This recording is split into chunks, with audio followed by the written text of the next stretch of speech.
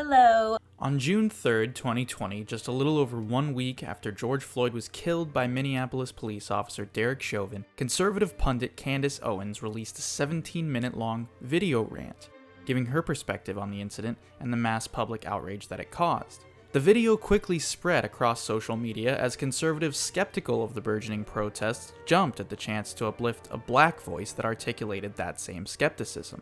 Owens delivered, giving a passionate, albeit at times rambling sermon on the misplaced anger of the protesters and the undue veneration of George Floyd. In this video, I'd like to demonstrate how, when held up to scrutiny, almost every one of Owens' points is either totally false or deeply, perhaps even intentionally, misinformed. It's all made up.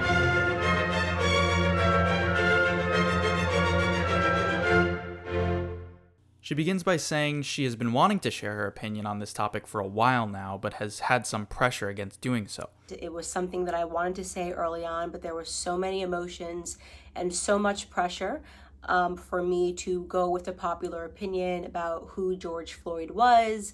And sometimes it can be difficult when there are just so many external pressures to say what you believe. Right off the bat, it is hard to believe that Owens, an outspoken political commentator throughout the controversial culture wars which dominated the Trump presidency, was pressured to remain silent on a topic very much in line with her political brand. Since 2017, she has been a very vocal critic of the idea of systemic racism and a proponent of the black community in particular becoming more conservative. Of course, this is all mere speculation, and I'm willing to grant her the premise that it has been quite difficult for her to speak out on such a hot-button issue.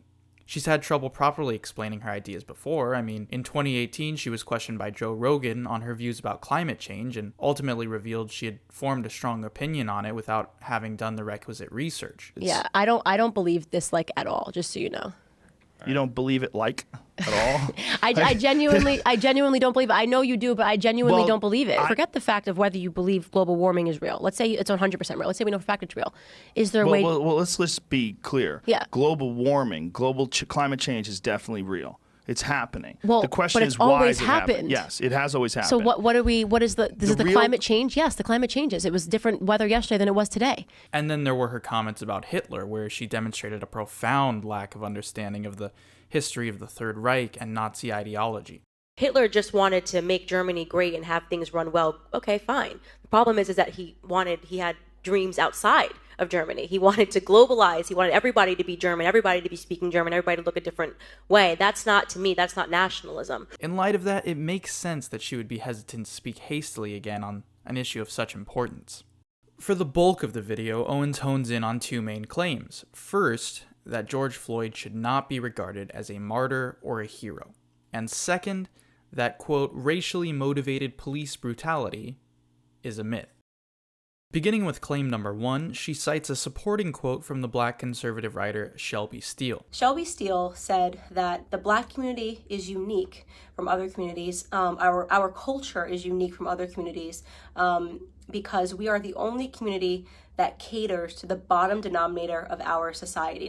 While I have not been able to find the source of this quote, it's possible he said it in a recorded interview, or maybe she's summarizing something within Steele's body of work on black victimization. To give an idea of the quality of the ideas Steele puts forward, though, I'd like quickly to turn to his book on Barack Obama, which came out in 2007.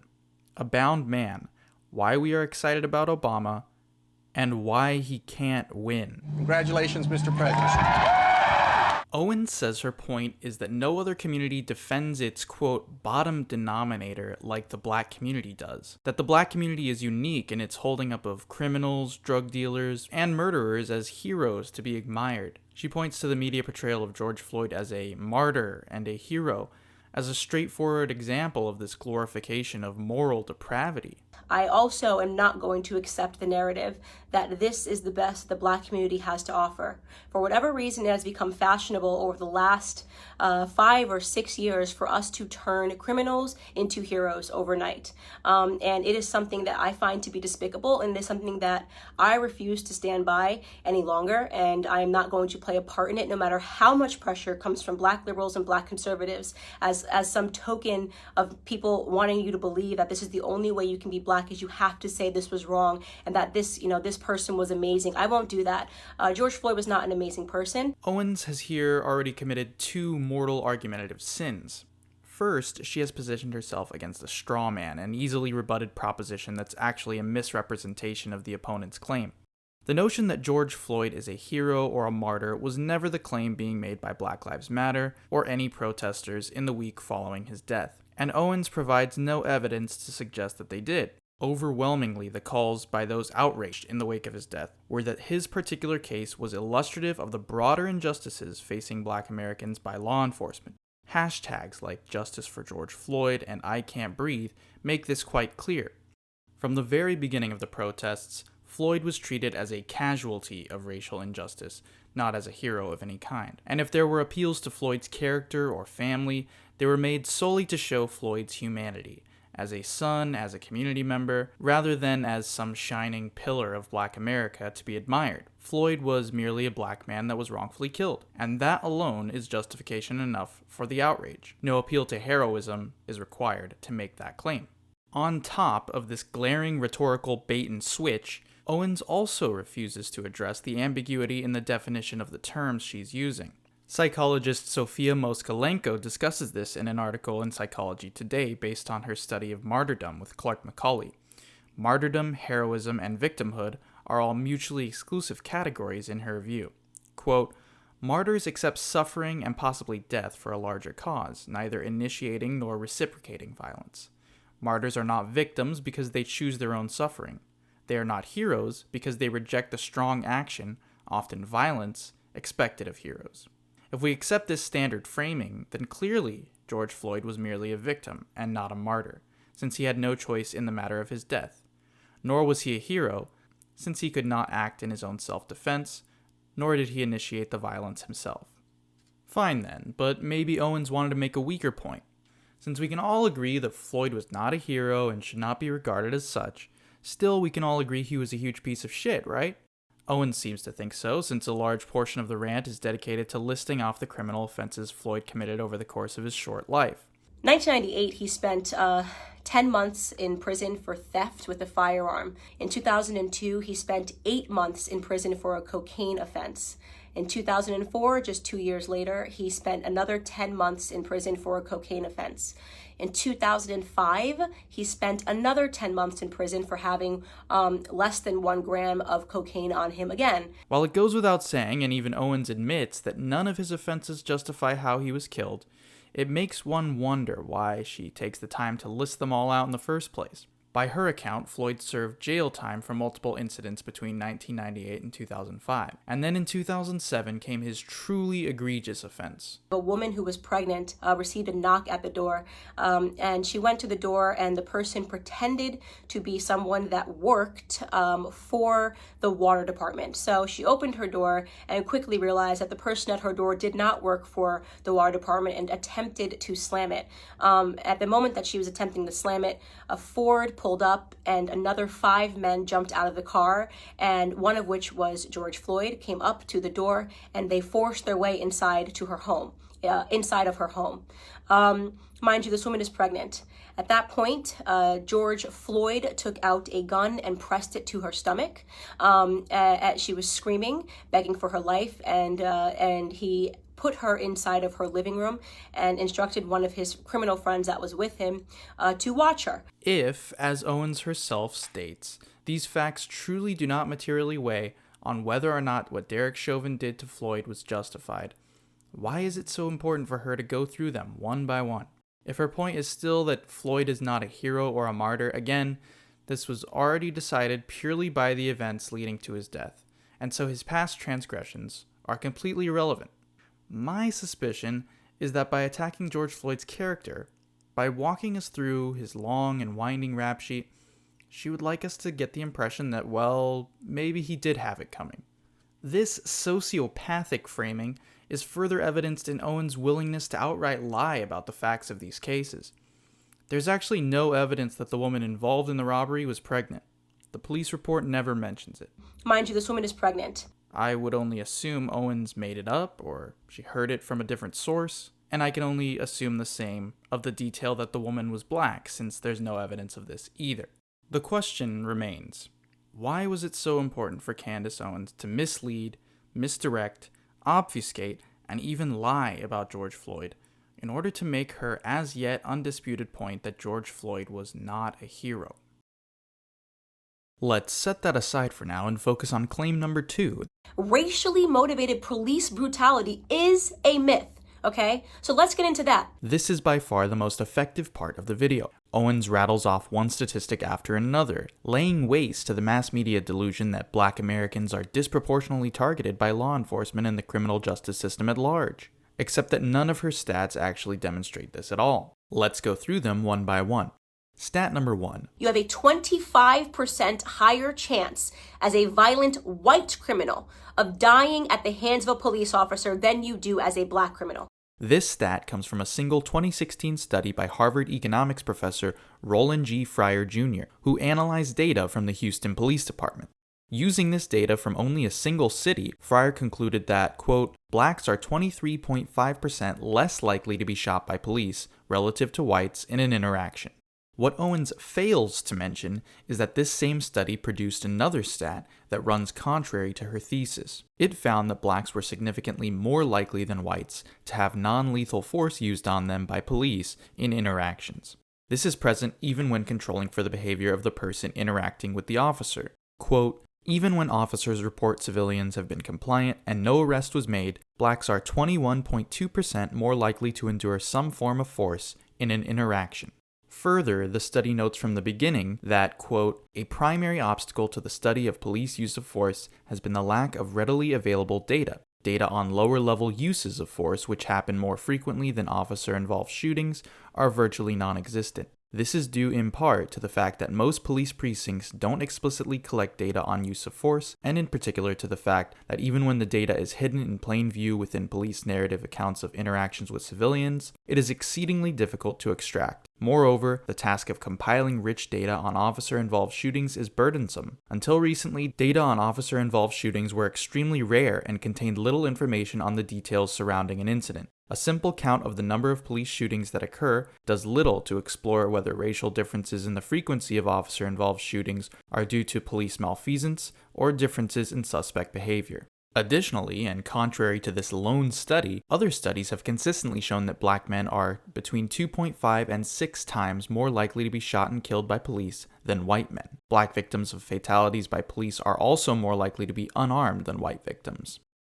Stat number 2. Last year, a total of 9 unarmed black men were killed by police officers, and 19 white men were killed by police officers. According to the Washington Post's database of reported killings by police, and assuming she's referring to 2019, actually 26 unarmed white men and 12 unarmed black men were killed by the police. These numbers have been updated since the release of her video, but the proportions are still about the same. According to that same database, 2019 was actually a relatively tame year. In 2018, 25 unarmed white men and 23 unarmed black men were killed, a much more equal figure. In 2017, it was similar, 31 white to 22 black.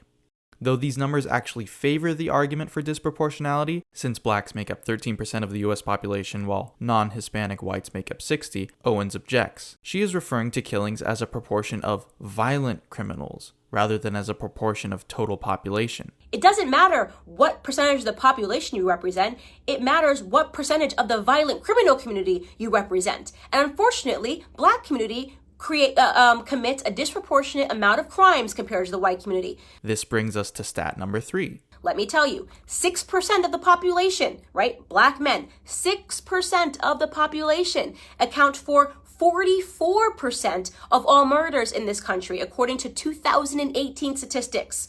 That is what you call a gap. And yet white people who represent 60% of the population, we represent 13, black men are 6%, only represent 50% of all the murders. It is right off the bat misleading to compare the total numbers by black men alone, 6%, to those by white people as a whole, 60%. We must either compare the total percentages of all black people and all white people, male and female, or the percentages of black males to white males.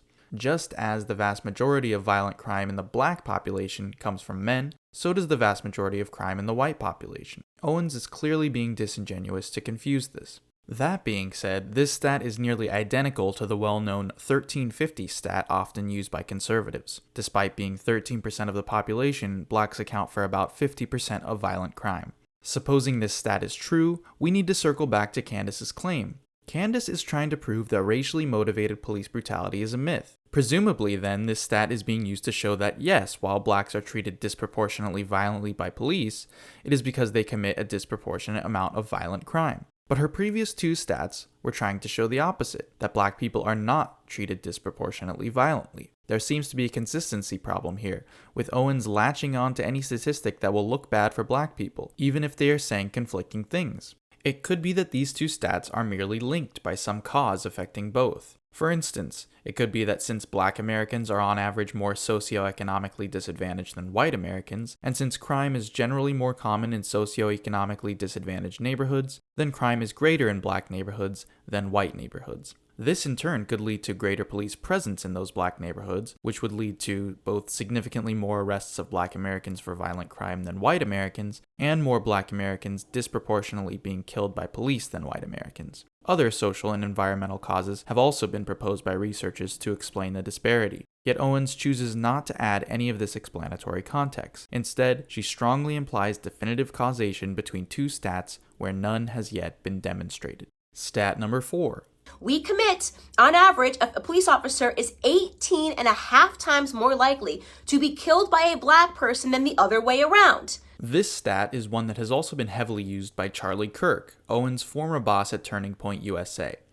It originates from Heather MacDonald, author of The War on Cops, who calculated this number using 2015 data by taking the number of unarmed black male victims of police shootings, 36, over the total number of black men in the US, around 19 million. Then, she took the number of cops killed by black assailants, 21, over the total number of full-time cops in the US, around 628,000. When you divide both numbers, you get about 18.5, the factor of cops to black men being killed. The first issue here is the lack of rigor with which this calculation has been done. She uses imprecise numbers, like saying the black male population of the US is around 19 million, when in 2015 it was closer to 19.5 million. She also cites 628,000 full-time law enforcement officers in the US in 2014, according to the FBI. When I looked for this on the FBI's website, I saw an entirely different number. In both cases, the more accurate numbers would have actually been better for her case. Was her work really this sloppy? A couple of rounding errors are also made at each step of calculation. In cleaning all of this up a bit, I came to the following calculation. For 2015, we have 21 police officers killed by black men over 519,134 police officers total, which gives us. Then, we have 36 unarmed black male victims of police killing over 19,429,854 black men total in the United States, which gives us. Our new, more rigorous number is 21.83. If you use MacDonald's 628,000 number for police, the resulting factor is instead 18.05. Now that we have corrected MacDonald's basic math, we can get to why this stat is nonetheless bullshit. The first problem is that there's a mismatch between the claim being made and the data being used. Owens states that a cop is 18.5 times more likely to be killed by a black person than the other way around. She does not specify unarmed black man. Yet the 18.5 number comes from taking stock of the number of unarmed black male victims of police lethal use of force. And since it is not a crime in and of itself to carry a firearm in this country, it seems odd that Owens would use a calculation of the likelihood of black men in general to be killed by police that was based on unarmed numbers. If we use the total number of black men killed by police in 2015, 248, and plug that instead into our equation, the resulting value is only 3.17. So more correctly, a police officer is 3 times more likely to be killed by a black man than the other way around. But suppose you don't buy this premise. Suppose you think that carrying a weapon is cause for a cop to shoot, provided the confrontation gets that far. Using the same data, one can plug in the numbers for unarmed white victims of police lethal use of force. 29 officers were killed in 2015 by white assailants, and 31 white men were killed by officers. The resulting factor is 175.46. Thus, Owens must conclude that a police officer is 175 times more likely to be killed by a white person than the other way around. Why are we not seeing these hordes of white cop killers facing justice? The absurdity of these calculations should now be apparent to everyone. Not only do we not gain any insight on the problem of police shootings in the US by doing this crude math, but it is also a total distraction from the actual problems at hand. And this seems to be exactly Owens' goal, to shamelessly rattle off any number she can find that sounds like it supports her point and hope some of them eventually stick. The hope is also that because someone must waste such an exorbitant amount of time just to debunk these numbers, few will actually do the work in the first place. Moreover, the decision to be a police officer is just that, a decision, while being black is not a choice at all. I would expect the average police officer to face a far greater risk of death than the average man of any race. It comes with the territory of choosing a dangerous job. When considering that, whether the number is 3 or 18.5 or 21.8, these all seem relatively mild. And according to the Bureau of Labor Statistics, police officers in general have fewer reported casualties per capita than a multitude of other jobs that we would consider rather mundane, like fishermen, roofers, trash collectors, farmers, and truck drivers. One last thing I want to note about this stat. McDonald's calculation uses data on unarmed black men who were shot dead by police. Let me repeat that. Shot dead. So this stat even fails to account for unarmed victims of police that died by means other than a bullet. Like George Floyd himself, the subject of the entire video. One by one, then, we see that Owens actually doesn't know or care to find out what she's talking about. She provides statistics without context and gives no sources for her numbers. You could say that her video is impromptu and off the cuff, and it's unfair for me to expect her to provide citations. But I would say that she has an ethical and journalistic obligation to her audience of millions to back up data she is citing. She caps off this portion of the video with a laughable analogy to medical doctors. In fact, if you want to attack a community for accidental slayings or brutality, did you know that doctors accidentally kill 250,000 people every year because of mistakes? To compare mistakes during life-saving treatments and surgeries by doctors to the active and conscious killing of people by law enforcement officers should be obviously ridiculous to anyone watching this. She goes on to dig her hole even further. There's been doctors that have been arrested for being serial killers that just were killing people because they wanted to.